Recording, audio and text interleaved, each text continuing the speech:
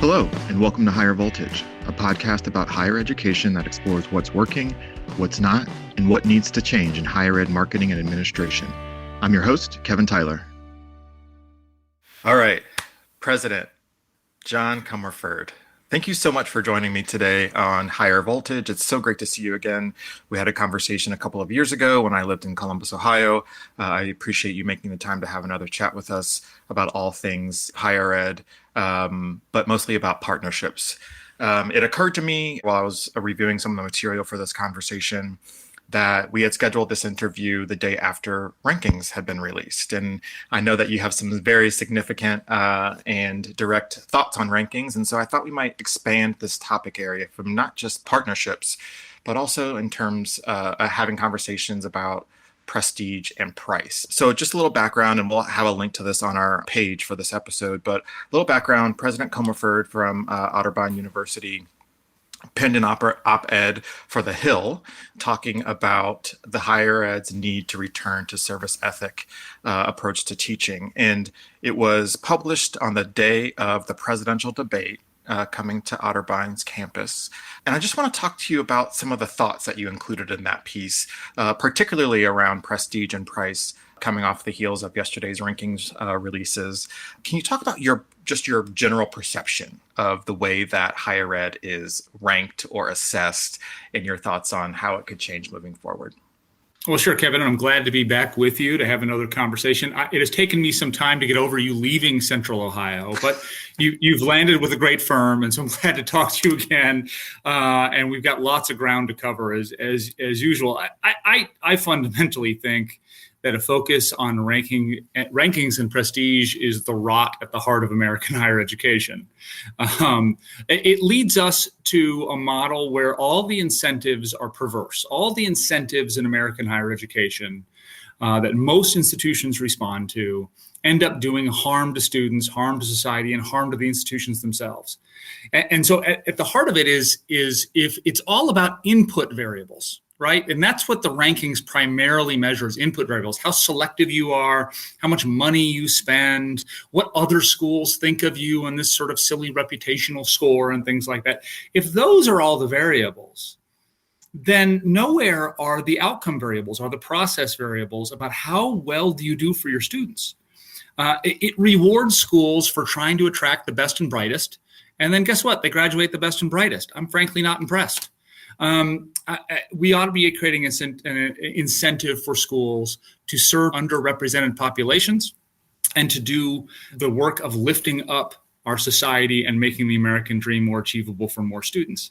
But instead, the rankings don't reward any of that. And yet schools spend so much of their time chasing them that they're led to do things like create merit aid programs that go to high ACT, SAT scores and high GPAs that we know, Kevin, are highly correlated to family income. And so most financial aid in American higher education goes to students without financial need. And then we want to claim to be charities. I just find the whole thing sort of outrageous. And I think it's well past time for higher ed leaders to sort of rise up against the system because it's not helping anybody. Let's take a quick break to talk about our sponsor. Higher Voltage is brought to you by Squiz. University websites are filled with great information, but oftentimes a simple internal site search does not give users the information they're looking for. Funnelback, a site search product by Squiz, changes the way people engage with content by revolutionizing search. It delivers relevant and comprehensive search results for users, which is key for business objectives. Visit squiz.net, that's SQUIZ.net, to see how Funnelback by Squiz can create a smarter site search option for your institution's website today. So how instead would you recommend or suggest that higher ed would be assessed for families who are trying to make the best decisions for their students? What's a new way to kind of quantify quality? Okay, so if I were in charge of the world, which is never going to happen, but let's just pretend for a second you could actually do such things, right? This will be fun. The things that would occur to me would be looking at whether you truly have a representative campus. I would be looking at racial diversity. I'd be looking at Pell Grant recipients on your campus. I mean, there are campuses with less than 10%. There are campuses with 2% of the student body has a Pell Grant, which means they're from low to moderate income. And if the average is around, as I understand it, about 30% or so of all college students have Pell Grant eligibility, if you're below that, there ought to be some accountability to that. That ought to count against you. Not just because you're not doing much for society, but because you're weakening the educational experience of every student on your campus. If you attract a heterogeneous group of students, all from the same socioeconomic status, all sharing these certain background characteristics, and then you pretend you're giving them a well-rounded education when we know so much of the educational experience is based on peer group and those out-of-classroom interactions that are so important and those relationships that form, you're not providing a well-rounded education. You have to be able to provide that diversity on your campus, and yet that's not an incentive in the current ranking systems. I would then look at how those students perform. And this is not entirely self-serving, right, at Otterbein, but I think we would do really well on a measure like that over a third of our student body is Pell Grant eligible, so we're a little above average there. And then our Pell Grant eligible students are students of color, which our last incoming class was 28% students of color, so that makes us much more diverse in the state of Ohio. Our first generation college students, in each of those cohorts, our retention rates first year, second year are equal to or better than our average. And so that says there's something going right. We can talk about what may or may not be going right at a place like Otterbein, but I'd look at, are we not just getting students into college, but getting them through college? I would then look at outcomes. I like the collegiate learning assessment, the CLA, and some other instruments out there over the years that try to measure critical thinking skills, that try to measure the skills that employers are actually looking for. Is that what you're delivering in your education? As opposed to just assuming that a 30 ACT student, an input variable, is necessarily going to be great on the other end, but we never measure it. That doesn't make any sense. So those are a few things off the top of my head.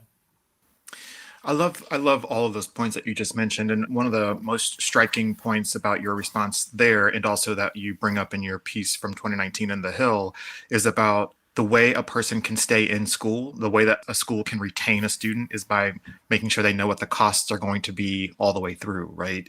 In order to be able to stay in school, you have to be able to afford it all the way through. And so those points around price, your perspectives there, what does that look like at Otterbein? And what do you think about it kind of as an industry issue that people are looking at far more closely than ever before? Yeah, I mean, if you look at the stats, the trust in American higher education and colleges and universities has never been lower. And that's our fault. And it's because of things we do, like the pricing game we play, where this is, I'll totally own our sector did this. And independent 4 years invented this in the 90s, where there's a sticker price that no one actually pays. And then the discounts are, vast majority of that aid is in merit aid. So the discount all goes to students without any measure of financial need.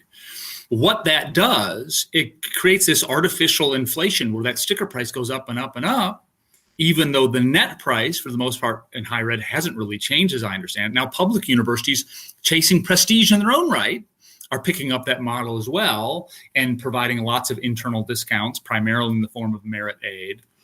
And it would be really nice if we could stop playing that game. However, we need a better educated consumer base. Unfortunately, students and their families have bought into this. They assume the $40,000 school is better than the $30,000 school, even though one might have a 75% discount rate and one might have a 50% discount rate. So the net price is very similar, if not the same.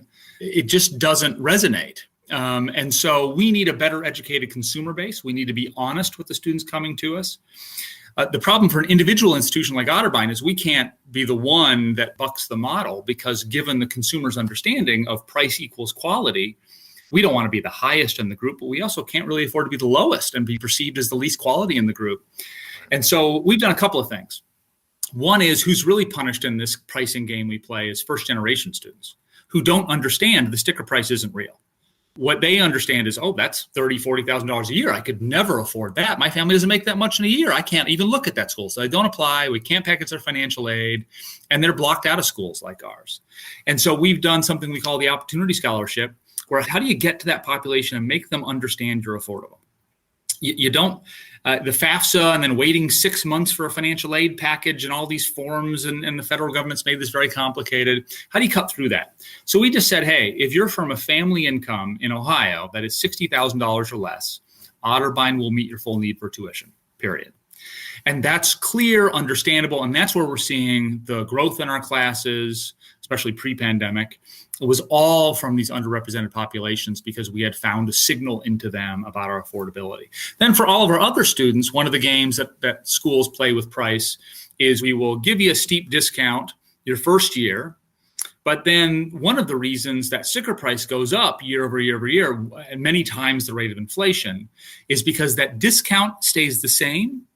And so if let's say I have a 50% discount rate, if I raise my sticker price 5%, your out of pocket has gone up 10% because we're not discounting that 5% increase, right? And that's a really unfair practice because that means by the time you're a senior, you're often paying 30, 40% more than you were as a first year student.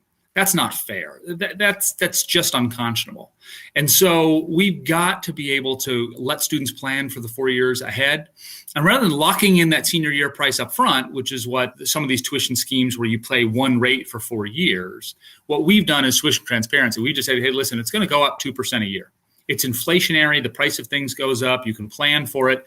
No surprises, 2% a year. So you know what you're dealing with. And that's called tuition transparency. Which I think it feels revolutionary, but it's like not at the same time. Like being able to plan for expenses is something that we've all tried to like be taught, et cetera. And I think from a higher ed perspective, it's just not talked about as much as you are talking about it in the world. And I'm curious about what it's like to be a president of a university with viewpoints and perspectives around prestige and price like the ones that you have. Have other people kind of like jumped on your bandwagon to join this conversation, or do you get a lot of pushback? Is it like, what is it like to be a person who thinks like you in this space? Well, the first key, Kevin, is don't take a job at a school that's elitist because you won't last long, right? If I count my lucky stars about anything, it's that we can introduce these types of programs, really put access and affordability in the front of our mission, and not have to be abashed or ashamed about that. And to be on a campus where there has been no meaningful pushback. The faculty or alumni or whoever haven't organized against this because they want prestige. I'm not saying everyone here walks around with exactly the same thoughts on this issue, but as a general rule, Otterbein has always had this sort of bent to it. And I guess, Kevin, I came to it, as you know, I was president of Blackburn College in Illinois before I was here, and that's a work college. That's a school where 75% of the students were Pell Grant eligible, where it was proudly the lowest sticker price private in the state of Illinois. And really, as a work college, was able to break that model. And so Otterbein is not and would not be a work college. That's a whole different model. But how do you take some of those mentalities where you don't have to be shy about this? And certainly when this opportunity came along, that was one of the primary things I was testing. Is this a school that's going to be a match for me in this regard? Because I don't want to play the elitism game and the rankings game. Have other schools...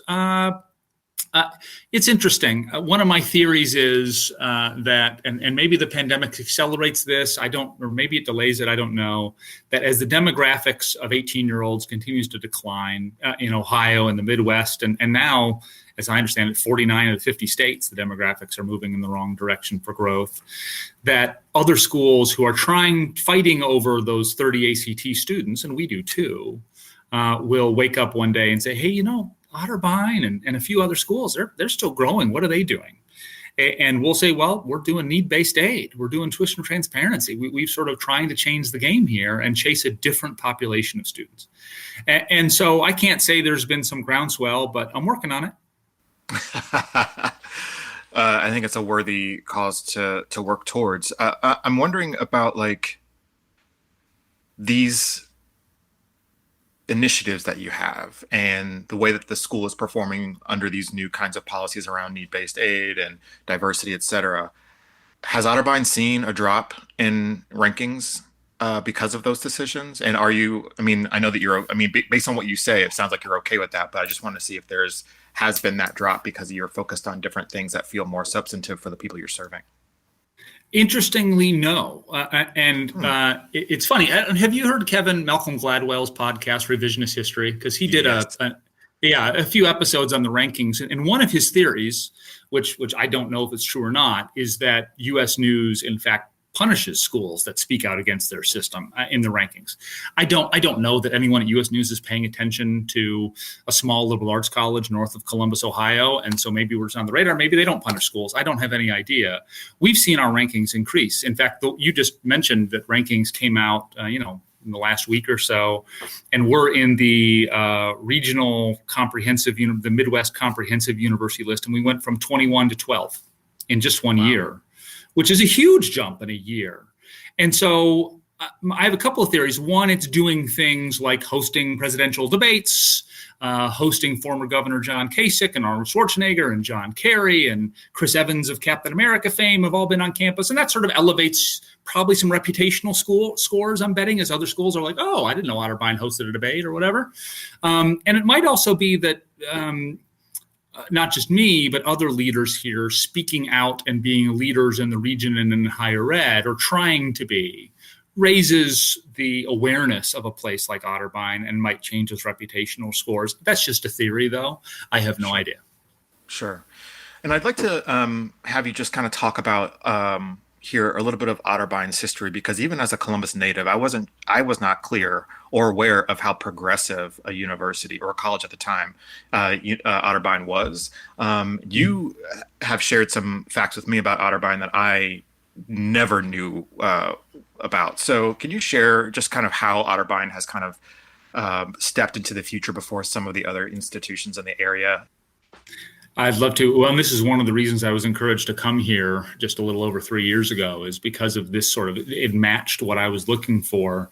That Otterbein was founded in 1847 and was the first school founded co-ed. There were a few other schools that were co-ed before us, but we were the first founded as a co-ed institution.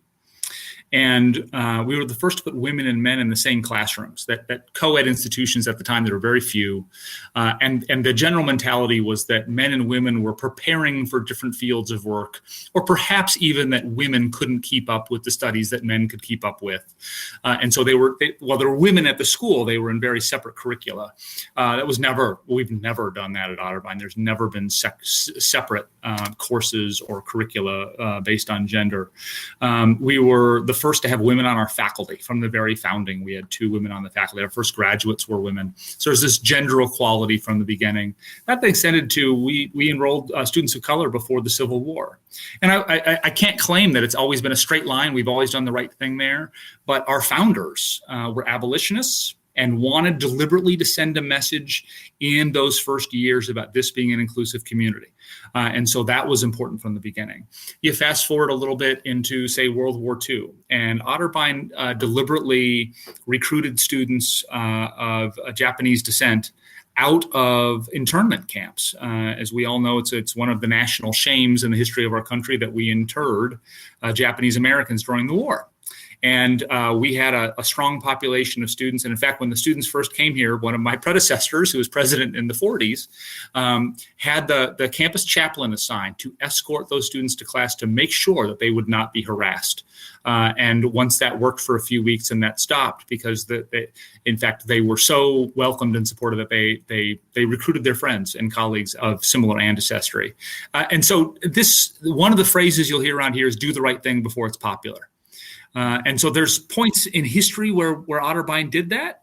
And today, there are areas where we need to do the right thing before it's popular. And I think first and foremost are access and affordability issues. I can't agree with you more. I think that's so true. And are there other efforts or initiatives that you've put in place or that have been put in place maybe before your time there that get at that beyond the need-based tuition, et cetera? Are there other things that you want to mention here about access and affordability that you're doing? Well, I think I would dig a little deeper on our strong retention. And so at most American colleges and universities, you would see some achievement gap for first generation students of color, low to moderate income students. We don't see that at Otterbein. And if you look at our data, because people, sometimes I'll say that to a colleague from another school and they'll say, really, how did you do that? And I can't really point to something, quote unquote, we did. except for intentionally recruit and achieve critical mass. That one of my favorite stats is if you were here, I think 8 years ago at Otterbein. So it's before my time. This place is doing great things long before I was here. In the incoming class 8 years ago, there would have been a grand total of 4 students that were coming from Columbus City Schools. And as Kevin, you would know, Columbus City Schools is the largest school district in the state of Ohio, and it is literally our next door neighbor here in Westerville. They're right next to us, and we had 4. And now we regularly get 70 or 80 in every incoming class from Columbus City Schools. And that goes to something else I know we're going to talk about, which is partnership, is making sure that we bring these students and then they are successful. And that success, at least we think, as long as you see our retention numbers and that gap close as we achieve critical mass. And you go from being one, maybe the only student in your class who's a student of color, or the only student trying to join a fraternity or sorority, and maybe you don't have extra money or whatever it is, to suddenly you're not alone here. Right? This is normal and acceptable, and we want you for who and what you are, is very Otterbein, and it also is the key to those students being successful when they arrive. This is, I think, a perfect segue into the third P of our conversation. We've covered prestige and price, but there are some really exciting initiatives around partnerships that exist at Otterbein University. And I'd like to start by just you giving kind of a high level of your view of what the role partnerships play in an educational experience for the students, faculty, and staff at Otterbein. Yeah, well, let me start with, because we're very excited about this in general, and it's a big topic. I think where we have been traditionally in higher ed is the quote unquote ivory tower on the hill, right? Yeah. And we've sort of prided ourselves on our disconnection from the society and world around us, right? And it doesn't come from a bad place, Kevin. It comes from a place of, we walk around thinking about philosophy and we live at this 30,000 foot level, and that's part of what we teach, and that's a good thing, not a bad thing, right? We're not a training place. We think big thoughts, and that's a good thing, but the disconnection part of it is not. And so how do we, through the entire life cycle of a student, the entire life cycle of a human being, connect in partnership to serve people when and where they need to be served? So the mentality can't be, well, you bring students to us and we want them to be a certain type. They need to be prepared in a certain way and be able to pay a certain bill and whatever. So we're choosy on that end. And then we'll put on a program that we think is important, but we're not going to talk to employers about what they want. We're just going to we're going to teach what we think is important and what the workforce demands are, what the economy needs, what employers want. We're not going to ask those questions. That has to stop. And I think it has on many campuses. But at Otterbein, it's about partnership with K through 12. How do we get, if we're in a declining demographic environment, how do we get through that? It's by getting more students to go to college, right? And so that's about K through 12 partnership. We can talk more about that if you want to. Then it's about workforce development. That's what we are. We're workforce developers. And so how do we bring employers into that conversation? In our case, actually onto campus in a building we call The Point, where they work with our students hand in hand in R&D projects right here as part of that experience. And then it goes on to adult learning. Gone are the days where you can just go to college and say, well, that's it, done with that. I don't have to go worry about school anymore. The economy, everything about our world is changing so fast that anyone with that mentality is going to get left behind. And so how do we get more into adult degree completion, graduate programs? How do we break out of the degree mold? We're still do degrees, but not everything we do has to be a degree program. Right. Not everything we do has to carry academic credit. Maybe there's just something we can do that's a upskilling 6-week session for whatever profession, and we can be that because that's what we do. And all the way through, we have a very robust lifelong learning community at Otterbein that serves retirees. And so you recognize you're part of a system. You're not the ivory tower on the hill. You're an important part of this ecosystem. And the only way this works well is through intentional partnership. Oh my word. Whenever I hear you talk about this, I get so excited that there is a space and a person who is championing these kinds of things, because it just seems so common sense and so, like, of course schools would think about this, but it just isn't that way. And so I just get super amped when you talk about it in the way that you do, because obviously it's a passion of yours, and the way that you're doing it at Otterbein is pretty fantastic. So let's start with the K through 12 partnerships, because I really want to save the point for last, because I think that is just absolutely fantastic. So let's dig into K through 12 and what that looks like at Otterbein University. So K through 12, we intentionally cultivate relationships at the school district level. We have admissions reps like every other school does, and they go in and they know high school counselors and they visit the schools, and we do that too, right? That's important. Of course, yeah. But we're talking at the district level about what are they worried about, what are they trying to do, and a few things emerge from that. And it depends on the school district. Some school districts are very worried about teacher professional development and retention. And so we have contracts with several school districts where their teachers take Otterbein graduate courses, sometimes even offered on site in that school district. And it's on the topic that the school district wants to emphasize. So it might be serving students with disabilities. It might be gifted education. You name the topic, we can deliver it with our great education department faculty members. And the school district pays the professional development cost. The teachers then get to choose. Actually, I love this innovation that our faculty had here, is the teachers choose halfway through the experience whether or not they want graduate credit for it. Some teachers are working towards a master's degree, some aren't, and there's some different requirements. And so you can do it just to better yourself as a teacher, or you can actually work and apply that towards a graduate program. And again, it's I think an innovation that you don't have to, those programs can run parallel to one another for a while. So there are other school districts where we are very interested in increasing access and affordability. Columbus City Schools is our natural partner in this regard, but we launched a program called the Urban School Districts Initiative, where we partnered with a number of schools that serve higher than average student bodies with free and reduced lunch and other family income issues that we know are going to get in the way of their chance to go to college. And we targeted financial aid. We targeted that need-based financial aid. We made sure to reach out to the high school counselor staff and parents to put on programs about how to pay for college, recognize that in these lower income school districts, often the counselors are overwhelmed. Right. They have 500 students assigned to one counselor, and so they need help, and we need to be there to help them. It's even gone so far as a really cool thing that happened here a couple of years ago is we were seeing, as I mentioned before, these increasing numbers of students coming from Columbus City schools. And we noticed that they weren't doing well in our math class. You know, the college algebra course that most new students have to go through just wasn't clicking for these students for whatever reason.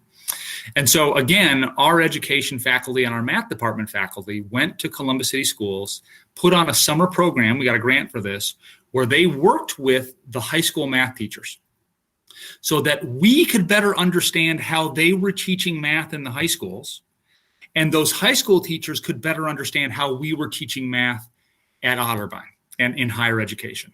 And after that program, those performance gaps closed because we reached out to a partner and we figured out what the problem was and we worked together to solve it. We didn't complain, oh, well, these students aren't ready for college. You don't hear that phrase here.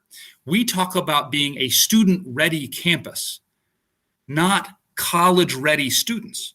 Because the deficiency is not on those students. They have been admitted to Otterbein. We believe they can be successful. The deficiency is in us trying to understand how best to help them overcome whatever obstacles in their path. It's a mentality shift, and you have to work through partners as opposed to just pretending that these students come to us as empty vessels. They don't come to us as empty vessels. They've been educated, they've been supported, they have gotten here through a variety of systems that we need to tap into so that we close those gaps. I am, you know this, because I've said it already during this conversation. I'm so moved by it. It makes perfect sense. It makes perfect sense. And the fact that, I mean, I don't know what every single college or university is doing, reaching back into the K-12 system and saying, here's how we do it here. But hearing you talk about this is, I hope everyone understands how important this is, and I hope everyone hears it, because that kind of thinking and that kind of partnership and collaboration between two different kinds of educational systems is so important to a student's success. Understanding the environments that people are learning in, the environments that people are teaching in, all of that, those are all inputs into the students that show up on Otterbein's campus or any other campus. This is really important work, and it just gets me super excited. Well, and Kevin, just to hammer on that just for a second, because obviously we're agreeing with you on this stuff. When I talk about the prestige and elitism thing, that's the rot in the center of higher ed. That's the kind of thinking that gets in the way of these partnerships. Exactly. If we were an elitist institution and a student wasn't able to perform in our math class, we would assume the problem is the student, right? We're right. They're not ready. And if we're elitists, it's our job then to be filters, to decide which students are worthy and which are not, as opposed to being pumps that help those students overcome those obstacles and solve those problems moving forward. That's the difference in mentality that dropping elitism will get you. Exactly. I love it. What about adult learner partnerships? And we'll save the point for last because I think that's one of my favorite parts. But what do adult learner partnerships look like at Otterbein University? They are. This is a work in progress for us. If you went back 20 years ago, Kevin, you would have found at Otterbein an adult degree completion program called the Weekend College that had almost 1,000 students enrolled. It's gone. It's gone. And I regret that it's gone. But what happened, as best I can piece together, is our traditional population was growing. And so there was no financial pain to losing it. And other players came into that marketplace, places like the University of Phoenix. We have some local institutions that I admire them. Franklin University does a great job in this space, right? And so they came into the space. Otterbein didn't fight for the market. And so it sort of went away. And at this point, we don't have very many adult learners on our campus in undergraduate programs. In graduate programs, certainly we do.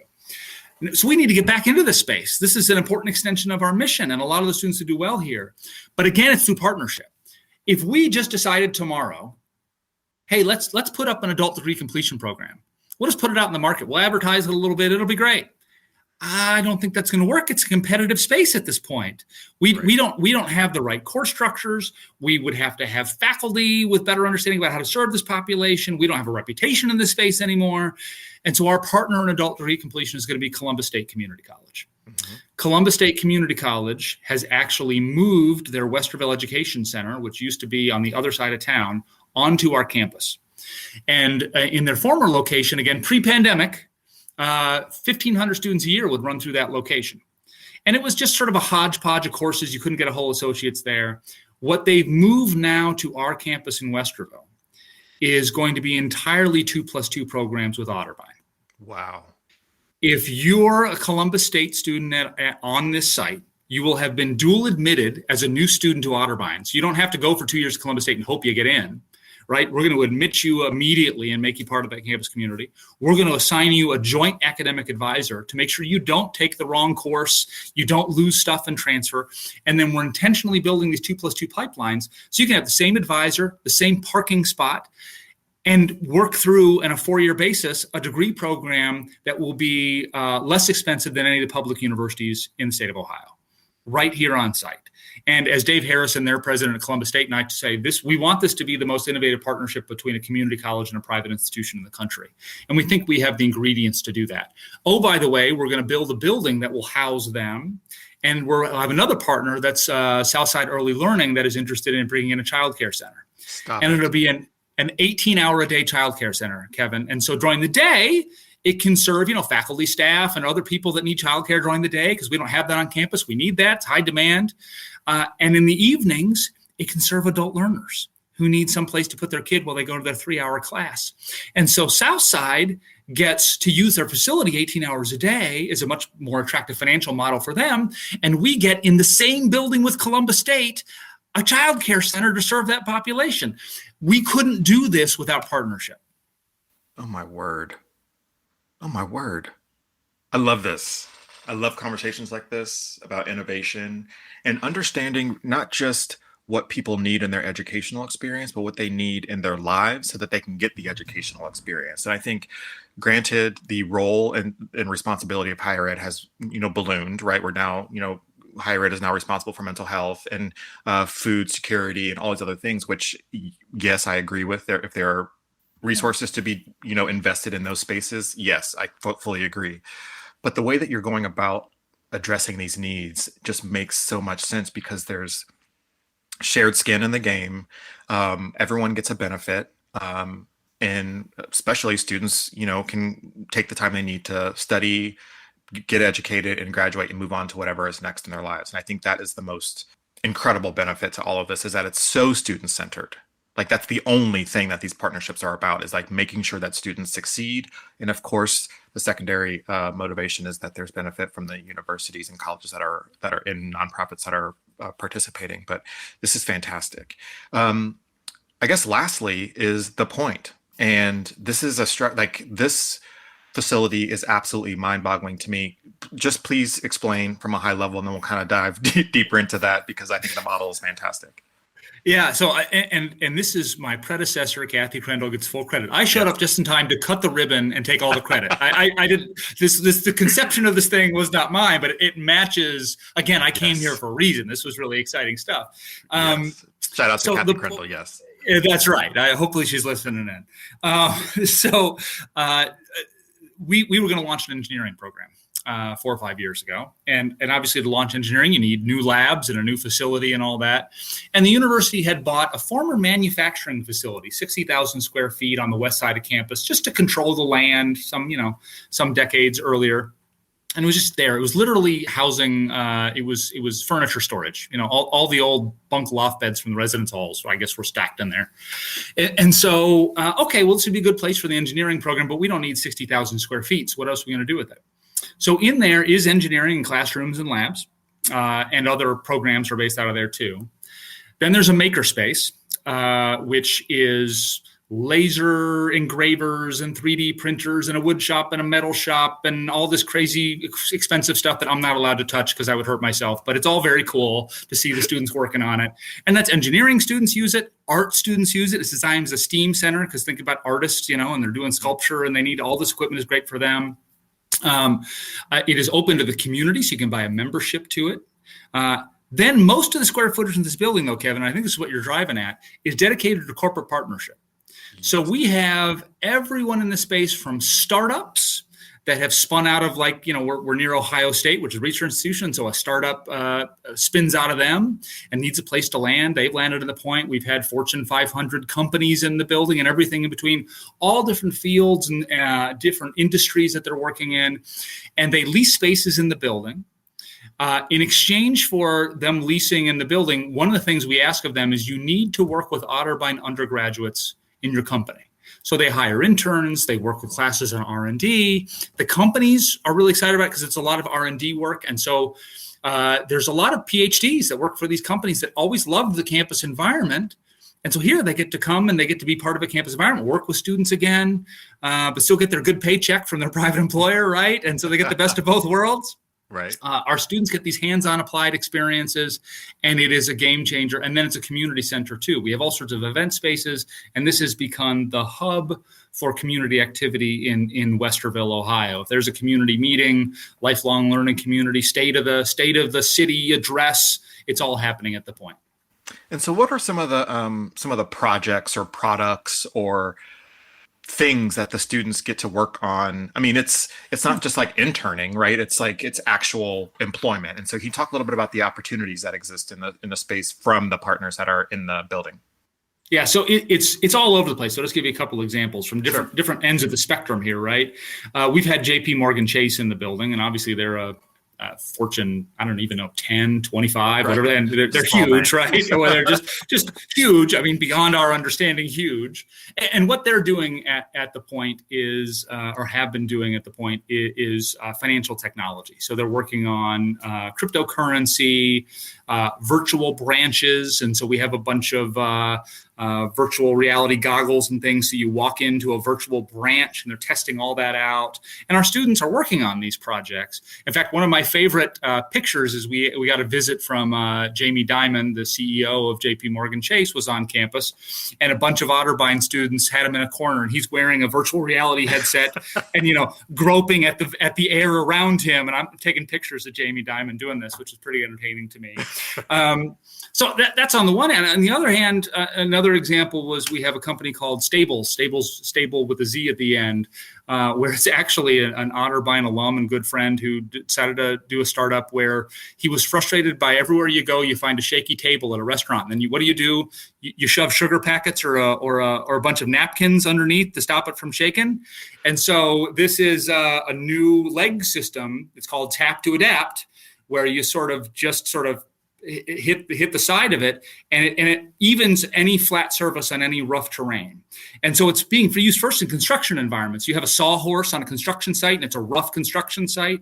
This will give you a flat surface on any rough terrain. And that was developed in the Point. It was made, the prototype was made in the makerspace, and students have been involved from the beginning. I love it. And so when you talk about funding an initiative like this, obviously it was an expensive project, and it's state of the art materials, et cetera. How are you making it profitable or worth the investment, or how is it paid for? Yeah, so the renovation of the building was obviously an expensive project. Sure. And so we used university resources. We did fundraising. We actually found this pitch to companies was pretty compelling. We had American Electric Power and other big companies here in Central Ohio that came in and wanted to be part of this project. But actually, we got a big chunk of money from the city of Westerville. Nice. Because they want economic development. And the pitch was, which now we're united with them, that a university should be an engine of economic development. You just have to be intentional about building that bridge. And so instead of our traditional model on college campuses, well, that's the art building, and that's the science building, and that's the theater building, this sort of shook it up. And it's hard to describe the Point in a short way, because it is the bridge from the university into the economy, into employers, into corporate America, into the community. And so the idea, and this is the new building we'll build with Columbus State and Child Care Center and other opportunities like this, we're going to keep expanding on this concept, because you have the revenue from the tenants. It's not free. If you want to lease space in there, we're charging you. It's Class A office space. Right. Right. We have obviously the student revenue, because we're using a bunch of classrooms. Engineering is in there. We have some modest revenue from the makerspace, people joining that and getting access to all those cool machines and equipment in there. And then the thing that I can't quite quantify is I think it has a huge impact on student recruitment, because most campus tours, let's face reality here, are the same thing. It's a leafy green campus, and you've got an old building that's 100 years old, and we've got one too. It's Towers Hall. It's beautiful, and it has ivy on it. And you talk about faculty who know your names in a close, caring community, and you talk about diversity. And I mean, we're all given the same stupid tour, right? It's all true. We're not lying, but you can't tell the difference. You will not find another building like the Point on any other college campus anywhere near us. Maybe in the country, I don't know, but certainly not in our market here. And so the tour starts and ends at the Point. And you pass Towers Hall and the Leaf Green campus on the way. But the point of seeing students in these environments, working with employers, we take your outcomes, what you want and your career goals seriously, and we're going to do these hands-on applied things. That's what makes, I think, a difference. When you walk away from Otterbein, you're like, I saw something I didn't see on the tour at that other school. Right. And so there's an impact, I think, more broadly beyond just the revenue that square footage produces. So I'm glad you brought that up. So I'm curious about when you take into consideration all of what we've talked about today, your thoughts on price and prestige, your views and action and initiatives around partnerships at all levels of the educational spectrum. Have these things changed the way that you market Otterbein University? Have the stories shifted? Do you say different? Is there a different language that you use because of the different way that you deliver an experience? It's a great question from a marketing guy too, Kevin. You're absolutely right. You're hitting on the right thing. I don't. No one's doing this on purpose. But one of the other weaknesses of American Higher is we're not very differentiated. You can't tell campuses apart. And we already have a consumer base that is not well educated in telling the difference. They turn to things like rankings as a result because we don't do a good job of telling the difference. So it's not about being better or worse. It's about being distinctive as your institution. I would never say that we're better than Ohio State or worse than Ohio State, but we're very different. We're not better or worse than Ohio Wesleyan or Capital or Denison or you name it. You know all the competitors around here, but we're different. And are you clear about that?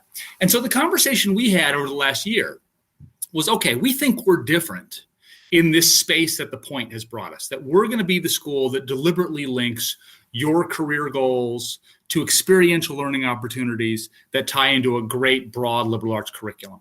That's a distinctive space. That's a distinctive story we can tell. The problem in telling that story was we couldn't say that every student would have those experiences. Right. We could say, hey, look, we got students working with JP Morgan Chase in the point, but we can't tell every student they're going to do that, right? Chase isn't, they're big, but I don't know if they're that big, right? And so what we're launching and marketing this year, and then next year's incoming class will be the first class in the program, is a program we're calling Every Student Will. And it's just that. If you come to Otterbein, every student will have a career map and a mentor from the moment they set foot on campus. If you come to Otterbein, every student will attend a sophomore career and vocational exploration camp, like we bring them in early as freshmen for orientation. We're bringing them sophomores in early to do this. We're going to match you with alumni mentors and make sure you're finding not just a career, but a life purpose and calling. Junior year, every student will at Otterbein have an immersive experience.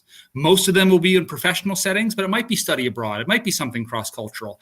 Every student's going to have that co-curricular, life-changing thing that doesn't always happen in the classroom. Senior year, every student will have an intentional transition plan, working with alumni in their field. We're going to do an Adulting 101 thing as part of the senior year seminar. Personal financial literacy, media literacy, so you're being lied to. These sorts of life skills that we need desperately college grads to have, that we hope they get in the curriculum, but how do we make sure every student will? And so we're actually doubling down, not just marketing-wise, but in developing the program to make sure we can deliver this for every student. I have two more questions that your response has kind of triggered for me in my brain. The first is, as you start to broaden, I don't want to call it broaden the spectrum of care that you're offering students. How did you go about hiring and filling the gaps in the workforce to start to, that's a major investment. Not every college can just start hiring people to meet these new needs for students. What did that look like, just kind of from a high level? The first thing I'd say, Kevin, is we probably haven't hired enough. And we have relied on a remarkable group of creative and dedicated faculty and staff who have gone above and beyond to make these things happen, right?